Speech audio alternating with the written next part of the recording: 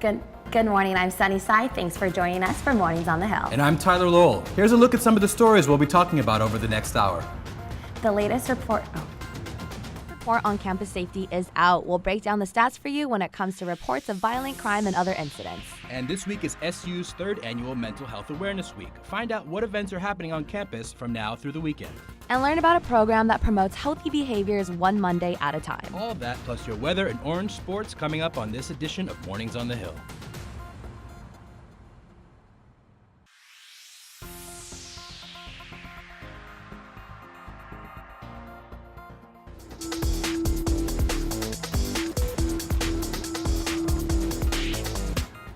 Our top story earlier this week, students received an email from Health Services reporting that a student has been diagnosed with bacterial meningitis. The student is no longer on campus and is being treated in their hometown.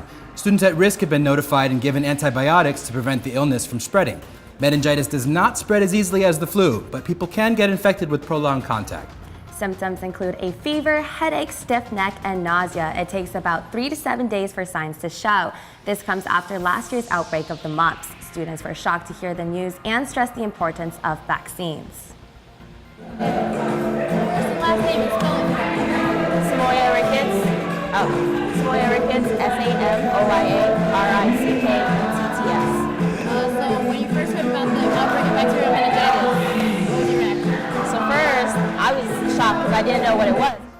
Health Services encourages students to wash their hands often, avoid sharing drinks, and get the vaccine to stay healthy. Dating violence is on the rise on SU's campus. This is according to a campus safety report released by the Department of Public Safety earlier this week. The report also shows a rise in the number of drug law violations, rape cases, and stalking incidences. Associate Chief John Sardino says victims are becoming more comfortable with reporting. Our community is really becoming well educated in how serious this is, and that we're seeing more and more people reporting these types of acts. One SU student has been arrested in connection with the dating violence incident that occurred last year. Dan Chang Wang was arrested on animal cruelty charges after officers say he had a fight with his ex-girlfriend and it turned violent. Police say he then turned his anger on her pet cat. DPS was informed of the incident in late August and Wang was arrested on Monday. Police say his ex-girlfriend sustained minor injuries and the medical bill for the cat exceeded $3,000. This week is the third annual Mental Health Awareness Week sponsored by the Student Association. The week features events designed to help students manage stress, such as yoga night, art activities, and therapy dogs, and a concert. The events are aimed to bring awareness and to stop the stigma around mental health issues. Events are open to students, faculty, and administrators throughout the week. The students are encouraged to come to Shine Student Center to grab a t-shirt and a green ribbon. The ribbons can be tied to trees in the Orange Grove or in the Student Center to help spread a message. You're never alone. College can be a crazy, stressful time, and you never really know what people are going through or like what's going on in someone's life. So just to know that you're not alone in that and that there's so many resources here on campus for you. The week's events are expected to continue through the bad weather. Tents were brought out earlier this week to events on the quad, and some had to be relocated throughout the week. Along with these ribbons to show solidarity, the Counseling Center is expanding group therapy sessions. There are now more options for students of color and graduate student groups. The group therapy sessions include a variety of options from basic mindfulness and self-compassion practices supporting students with anxiety. Students of color can also find a safe place to learn and form connections with other students who have shared experiences. Students can join any of the therapy groups by contacting the Counseling Center and completing an orientation session. Time to check for your weather today. We've had a rainy start to October. Taylor Epps is live to tell us what we can expect this weekend in the upcoming weather. Hey, Taylor. October have just been so wet and gray, and today we're getting a break from the rain and things like that with a high of 63 degrees, but that humidity is still lingering around 87 to 88%. And tomorrow we're going straight back to the rain, and it looks like we won't see our first beautiful sunny day in October until the weekend starts. Let's take a look at your 5-day forecast. Going into tomorrow, we have 90% chance of thunderstorms and rain at 74 degrees at the high, and going into the evening, the temperatures will drop to about 44 degrees. And going into Friday, we'll see a pretty nice day, partly cloudy, 10% chance of rain, around 61 degrees is our high, and Saturday is looking like our nicest day at 71 degrees and 10% chance of rain and partly cloudy skies. If you're looking to do any fall activities like apple picking, Friday and Sunday, and Saturday is your best bet, because looking at Sunday, we have a 40% chance back to that rain and a high of 71 degrees. Now, temperatures are dropping and it's starting to feel like fall, but it looks like this year it'll be a particularly wet and rainy one. Back to you guys in the studio. Syracuse University is giving students the resources to be healthier. Our reporter Casey Busher is here in studio to tell us what programs students can take part in. Healthy Monday is a national public health initiative to help end chronic preventable diseases. The program offers weekly activities to support students, employees, and participating organizations to start and maintain healthy behaviors. The campaign was established at Syracuse in 2005. Healthy Monday was created by the Lerner Center. Research shows that Johns Hopkins suggests that people view Monday more than any other day of the week as a day to make healthier choices. Monday has special significance in Western culture as the beginning of the week and an opportunity for a fresh start. The Lerner Program Coordinator at Syracuse University, Mary Kate Lee, says programs like the Move It Monday and De-Stress Monday classes that offer meditation and yoga help students throughout the year to stay focused and healthy. A lot of people ask why Monday with the Healthy Monday campaign, but there's research to suggest that people view Monday as a fresh start and that it really holds value in our society as the start of the week. So people are more likely to start a healthy behavior on Monday, such as go for a run, schedule a doctor's appointment, or pick up an apple instead of a bag of chips on Monday. So the hope behind the Healthy Monday campaign is that people start those healthy habits on Monday, but then carry them out throughout the rest of the week. Reporting live in studio, I'm Casey Busher for Mornings on the Hill. Coming up here on Mornings on the Hill, an update on the university's new digital housing platform. Also coming up, an in-studio interview with the director of this year's FYP production of Newsies. Stay with us for those stories and much more here on Mornings on the Hill. Welcome back. One of the biggest causes of stress for students at the beginning of fall semester at Syracuse University is trying to find off-campus housing for the following year. The Office of Off-Campus and Commuter Services are launching a new platform to help students find safe and affordable housing. Our own Emily Barkan joins us now with the story.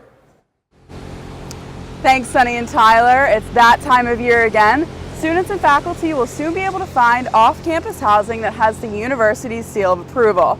The university has formerly left students to their own devices when trying to find off-campus housing after their 2-year on-campus housing requirement.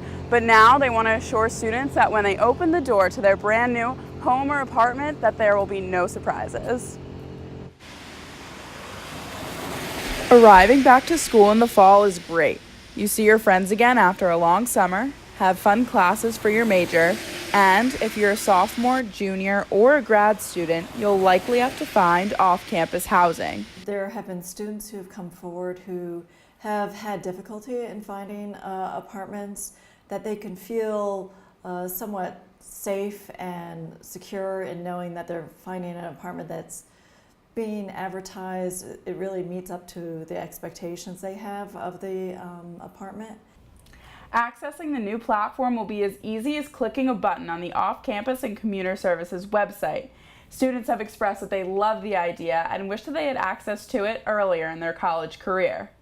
I personally had a really tough time going through and trying to go between the different people who are renting and trying to navigate Orange housing. The platform will require students and faculty to log in with their net IDs and will allow people to enter their exact search specifications like location, amenities, and roommates. The service will give all necessary information to make a final decision and can even provide international students with translation services to make sure they know what they're in for when they step on campus. Ensuring safety, this is one step going towards that goal.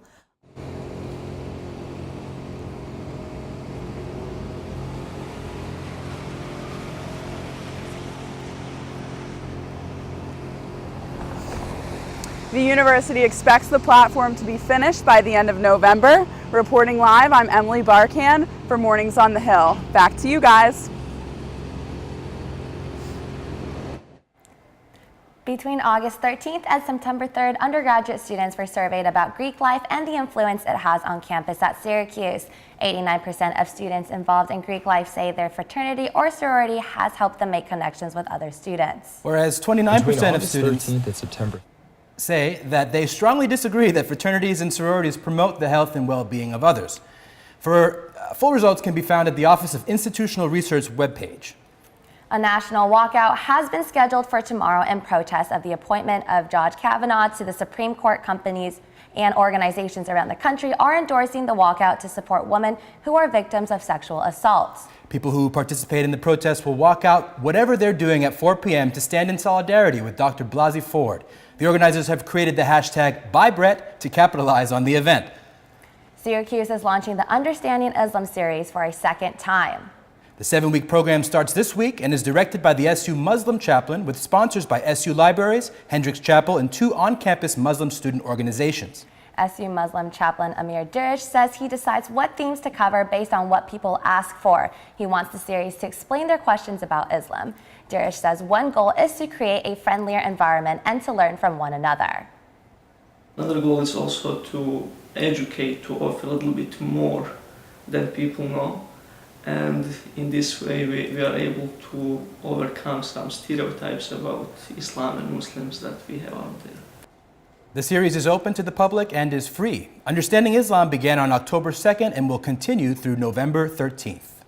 Handshake is the new career management tool Syracuse University launched at the beginning of the school year. The new tool was chosen for its ease of use and ability to match students' interests. Students can claim their account in less than a minute and set up a profile in about 5. Handshake gives students access to a network of 300,000 employers and connects students with their peers for more networking possibilities. And of course, there's an app for the new tool available on both Androids and iPhones.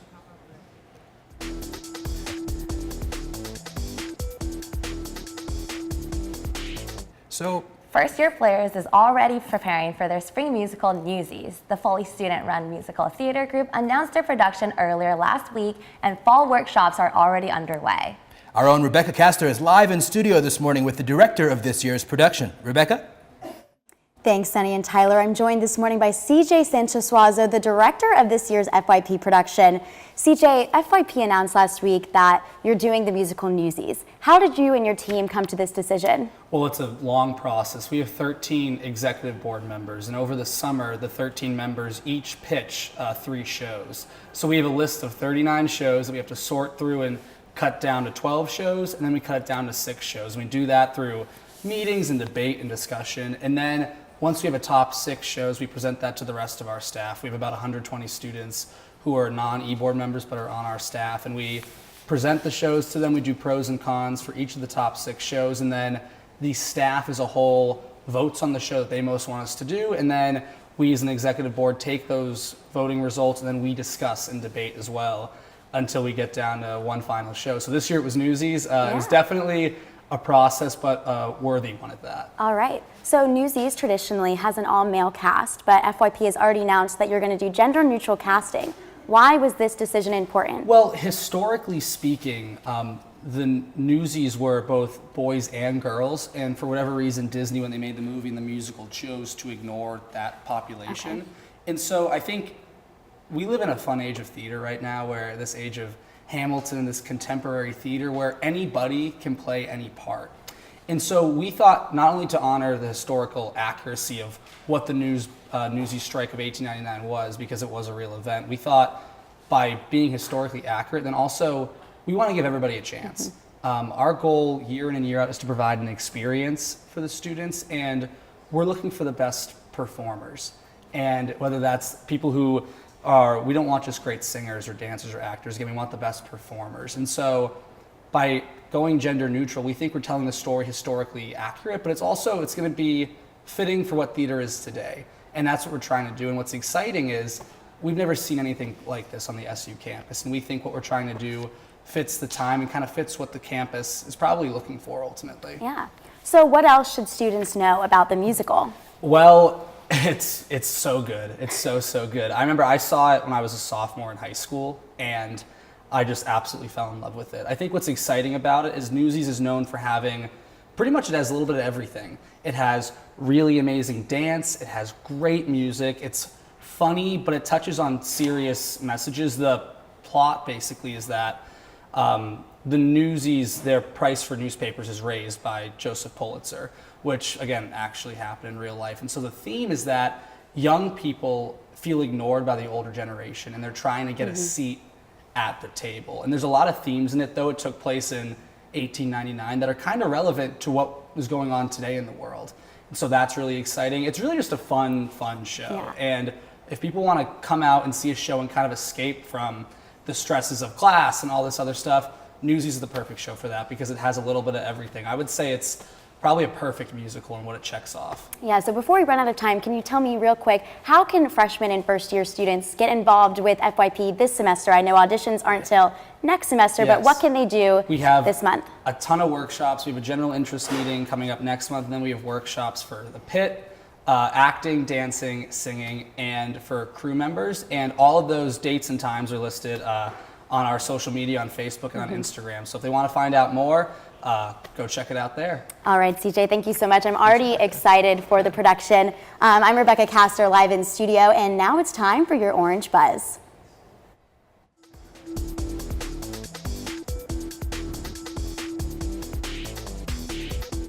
Thank you, Rebecca. I'm Taylor Epps with your Orange Buzz. What's trending on the Hill? Now, this time last year, students were dealing with the mumps outbreak on campus. And on Monday afternoon, students got an email from Health Services about a bacterial meningitis diagnosis. Looking at the buzz on Twitter, students are not too happy about another campus health issue.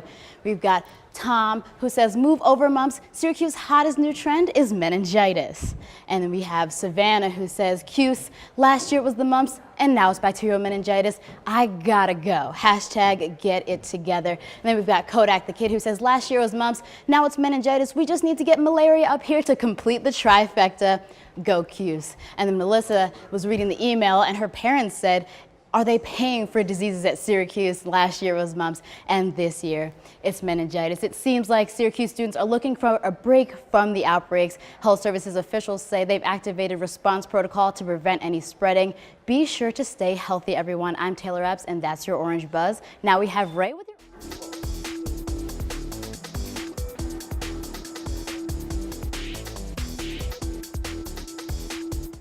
Good morning, I'm Ramon Hernandez with your Orange Sports Update.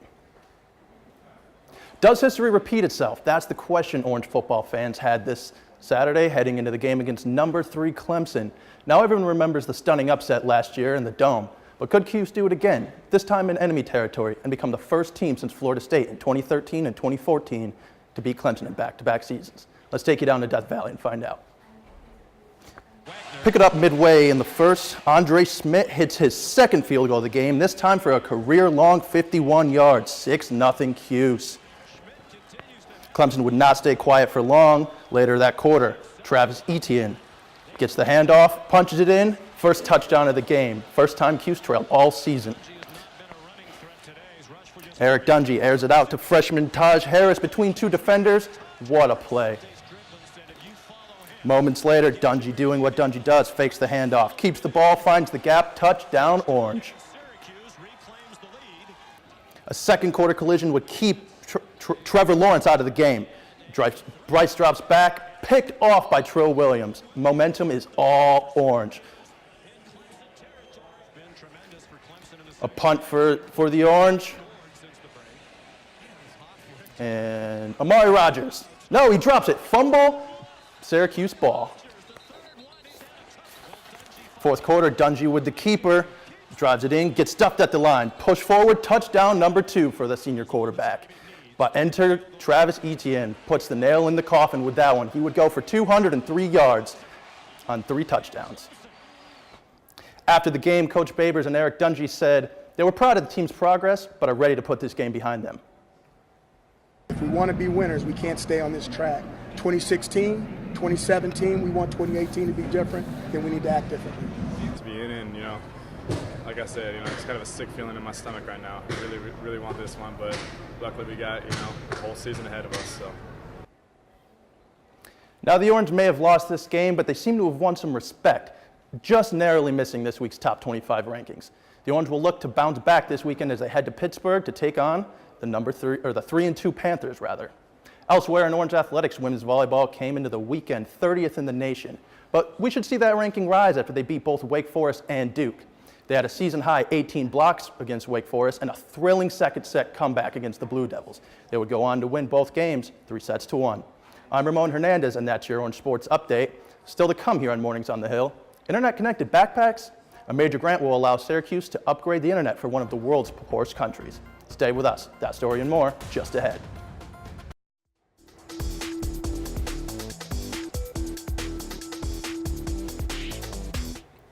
Syracuse School of Information Studies is partnering with tech company IMCON International to bring mobile internet to one of the poorest countries in the world. The 40-20-21 project aims to transform how the Republic of Liberia uses the internet. The $150 million project will provide 6,000 satellite-connected internet backpacks to boost connectivity from 7 to 40% in the next 3 years.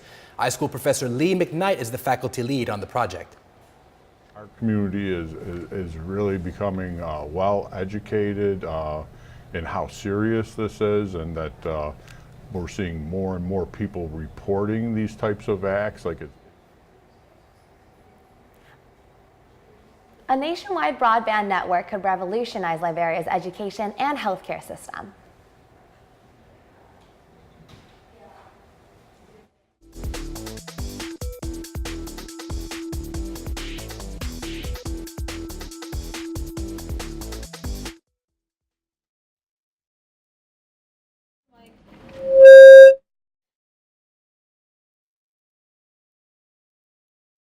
Disability Cultures, Pride, and Identities. The exhibit is held at the Syracuse University Libraries and co-hosted by the DCC, DSU, and Disability Studies program is hosting the event. The showing will conclude on Wednesday, October 31st. On Friday from 12 to 1 p.m., there will be a brown bag poetry reading with the Disability Culture Center Director and Disability Services Coordinator. ASL interpretation will be provided. The reading will be from the poetry collection, The Golden Verses. On Saturday, Orange After Dark is hosting a magic rock show. Leon and Itini has performed many concerts around the country. This show is about his original creations and passion for music. A ticket and SUID is required to attend. On Sunday, Orange Ability, SU's Accessible Sports Expo returns. At the Women's Building, Syracuse Recreation Services is engaging with local teams on the court as well as organizations in our expo area. This event is from 1 p.m. to 5 p.m. and free and open to the public. And that's it for your Weekends on the Hill. I'm Casey Busher. There is a new member of the Orange family. Chancellor Kent Syverud and his wife adopted a new dog. She is a rescue terrier German Shepherd mix named Grace. Grace is 7 months old. That's cute. The Chancellor sent out an email to students and staff to introduce her last night. He says he'd forgotten what it was like to raise a puppy. The Chancellor and his wife decided to get Grace after recently losing their 17-year-old dog, Lucky. That's actually really sad, but it reminds me, growing up, my mom never let us have dogs, and finally when I was about 16, we got one, and she ended up becoming, I think, the favorite child out of the three of us. So. What kind of dog was it? It was a Weimaraner, you know, the big beautiful gray ones. Did you ever watch Sesame Street when you guys were little? Yes. Okay, so do you remember the dogs that they would dress up in the human clothes? It's one of those. They're very, very smart, but. Okay, I've never had dogs. How about you? You've never had a dog? I've never had a dog. I've had probably 4. It's just the saddest thing whenever your dog dies. It is a very sad thing. So I would have gotten a new puppy as well. All right. That will do it for us this morning. I'm Sunny Sai. Thanks for watching Orange Nation. And I'm Tyler Lowell. Check us out on social media and send us story ideas. We'll see you next week, Wednesday at 10 a.m. right here on OTN.